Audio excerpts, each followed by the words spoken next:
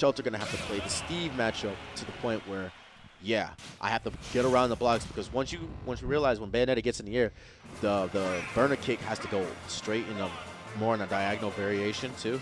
So we're going to see now Shelter holds center stage a little bit while that TNT block is just going to blow up, and a bunch of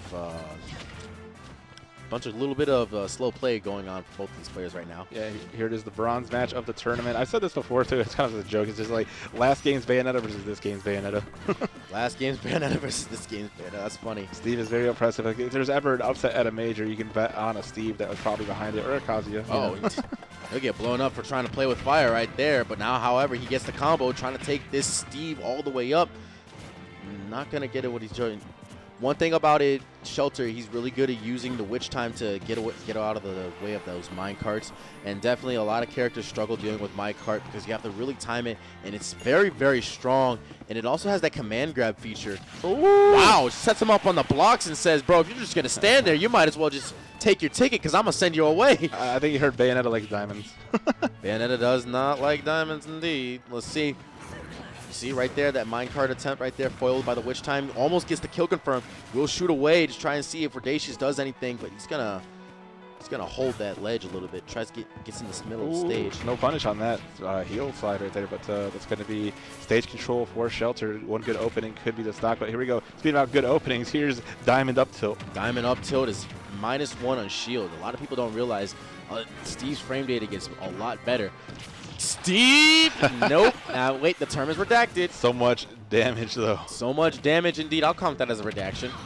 I'll count that. And Redacious doing a very good job. He's playing this very slowly, not really jumping too many times, not trying to go for any up tilts, but he is just using his blocks and using his resources very well, and he's got himself a 3-1 lead. However, really high up in the triple digits. Doesn't really get the back air off of that. He's just going to hang up there. Great DI right there, hanging on there. 193% on this Ender, man.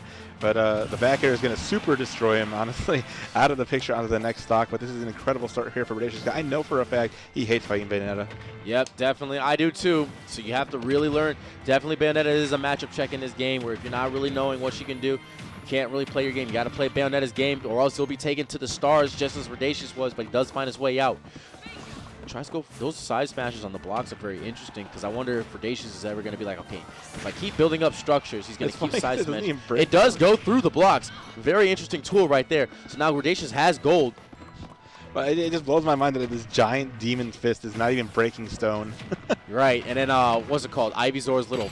Whoa! No way! Oh, no way! Wow. That was just out of the nowhere. I couldn't even predict that one. I mean, it is Steve, so you gotta if you do get a little close, that down air does start the hitbox the moment it comes out. And we see Redacious take game 1. You want to know where I think Bayonetta loves platforms because you want to stop the risk of getting taken all the way up to the stars, just like Mario would. So yeah, 3 bans here. I think you'd have to ban Battlefield. You could definitely ban. Oh, never mind. He's going to go to small Battlefield. That's 1 platform less, and we're going to see how Shelter can adapt. That was a little bit of a commanding game by Redacious as he did get out far and was able to run away with it, even though he had 2 stocks and high percentage.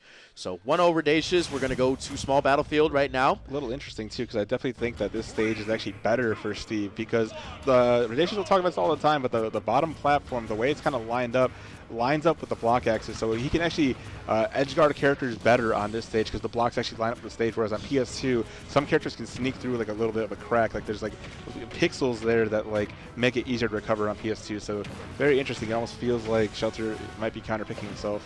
Yep, indeed, and he loses the stock. All right, no, so we were talking about how I was cursing people earlier, but that was just Shelter's fault.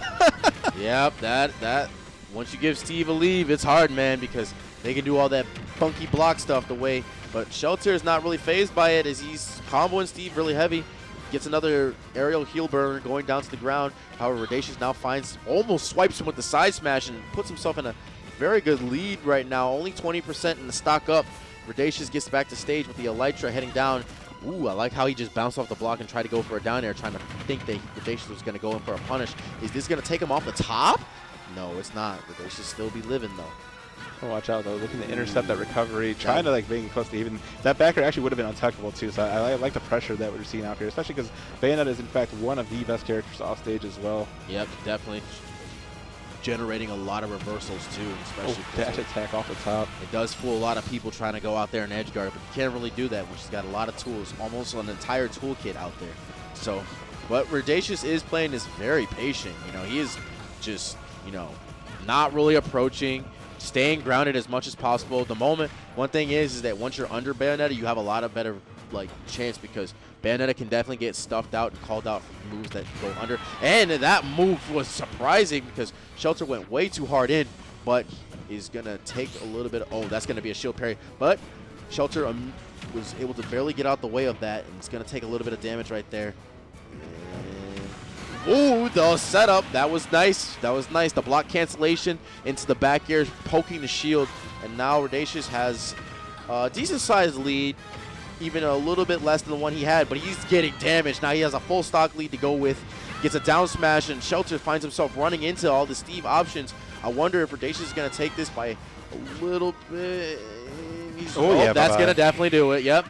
Shelter got way too greedy right there, and Redacious was just waiting to make him pay for it. Now Redacious has a commanding 2-0 lead over Shelter right now. I wonder where stage they're going to go for. But remember, Shelter is a top-level competitor, so he could definitely bring this to a 5. So don't be sleeping. He can do it. Yeah, it's definitely that same mistake he made in that one game he dropped against Aster, just heel sliding in at KO %. Right. You want to be extra like careful. I'm very surprised too, because like there is like a blind spot on Steve's like up smash, but he was literally just like up close and personal. So going up 2-0 is exactly what Redacious wants in this matchup. He wants to get past this roadblock, because it took him a long time to beat Bayonetta to begin with.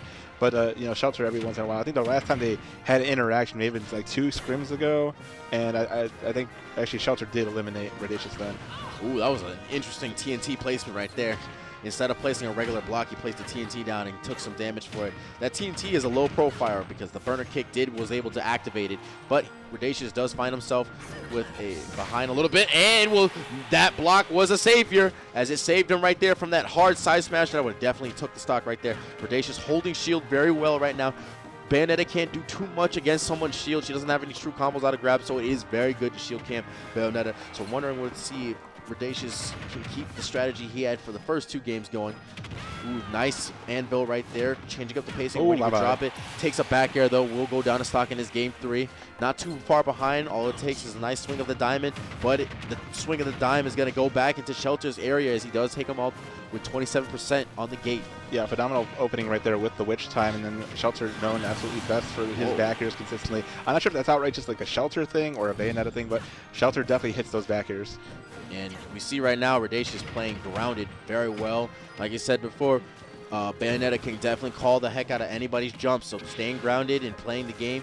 Sometimes a bait and punish game where you want to make sure you shield that healed slide so you can get big damage. That thing is way unsafe on shield, but it does benefit a lot when Shelter hits it. So now he's got him in a combo in the air, 123% going. Going to take a little bit of gun damage to get in the 130s, triple-digit numbers, and now Shelter's going to be looking for that back air, especially from the up-tilt conversion. Whiffs a grab from Redacious, gets out of it, but gets grabbed for it. He's going to get forward throw. No, he actually mashes out. Yeah, I'm loving this pressure though coming out from Shelter. Dash attack is going to eliminate that stock, so finally in the driver's seat is Shelter. But, you know, it's never too late. You know, like Game 3, this could be the momentum that he needs. And a little bit of camping going on by Redacious. Props that minecart to try and get a command grab feature going. Doesn't really find it. Ooh, I like that reversal on the block. He knew he probably would have teched it, so he might have got out of that advantage state.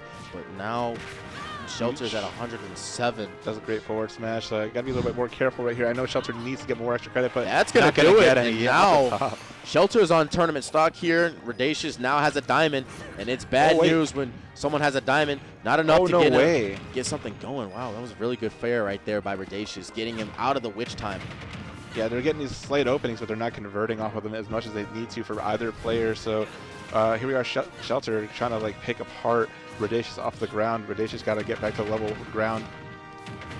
Yep, definitely indeed. He takes 93%. Almost took a anvil right there. He might have got witch timed if Shelter was expecting it. Maybe that's what he wants. But now the diamond is in play, and a quick 59% is going to be built on the Shelter. He doesn't really want to take a lot of damage from that diamond, because that diamond could rack up kills very early. The witch time. Ooh, is that? Wow, that was a very interesting, because it looked like he was going to live right there, but that slow flight to death really fooled us right there. So Shelter does get himself on the board. He's still got a hard mountain to climb, though, in order to beat Redacious. It's 2 more games to pull it right back, and Redacious may have learned something he probably did see, because that was a very close end of that game right there. Yeah, he got a little bit of charge on that punish right there. He kind of called out that panic option and was able to close out that game, going up a game here 1-2. And the black suit comes back on for Redacious as he enters up and hopes to end Shelter's run here at this Scrims. And going to go to small battlefield as the counter pick here for Redacious. Now, I wouldn't say that it went bad for Shelter per se, because it wasn't the stage's fault. He just kind of SD'd in the beginning last time. Definitely, and that is a hard momentum. But talk about momentum. Redacious has got a good amount of it right now. Even though he does find himself in disadvantage, reverses the situation, puts it back here, puts the TNT trap. This is another great part about small battlefield. And he is dead. Redacted. Redacted. I'm gonna say that's a redaction because he took the stock within 25 seconds. That's another great way to exploit this stage. I'm telling you, if there was ever a reason to not go here, it's that very few characters will have counterplay to deal with that ledge trap with a TNT on the platform. Good out of shield game right there by Shelter. He does find himself getting caught by a little bit of the options. Steve, no. The down smash was charging. That could have been disgusting right there. And, one thing, like I said, you have to be careful against Steve, or else he can do all these funky little options that'll take your stock within minutes. And he finds a little bit of a trade right there on the TNT block. Redacious builds himself a path back away to stage, hopefully not to get called out. Stays patient so you not get hit by that back air. Oh, that's bad news by Shelter right there. Oh, no. He tries to go for it. Now he's going to find himself a disadvantage, but Redacious does have a low shield, so he can't really shield anything just yet. Never mind, he does shield it. He's got the diamond. He puts the fair out. Almost took the stock right now. Redacious is really cooking. Oh, throw. And the forward smash should not attack that. No, that's going to punish you harder. That's going to punish you hard, and Shelter is sitting on tournament stock as we speak. No, the gold combos here. Gold combos comes in gold stocks. Oh, 66 already. 66. Are we looking at a 3 stock? Maybe. No, he's not going to be able to find that. So Redacious is going to get back to stage. He's going to get hit. Oh, doesn't confirm it. He had that back air right there, but he didn't really trust it for some odd reason. Now Redacious can plank. He finds himself back at center stage. Get the back air, though. Get the back air himself. Wow, that back air doesn't kill. Shelter searching for an option, but not really coming to him. Wow. Down smash. And he's taunting 2 stock down at 60 on last stock. And Redacious, the taunt back. Respect by these 2 players, honestly. A disrespect to respect. Wait, hold up. Combo starter? Combo starter, indeed. Pressuring him off stage. He's got a minecart to work with. Oh, good extra credit right there, chipping away. Because at this point, Deo on her last stock at 96, you may as well try to get any trade you can get. Almost got the kill confirm there. Definitely. Be careful of fishing, though, because that's how sometimes a lot of players find themselves in situations. But this situation ended up in Redacious's favor as he takes out Shelter, and we go to Grands as a run back of Winners Finals and the Tri-Point Class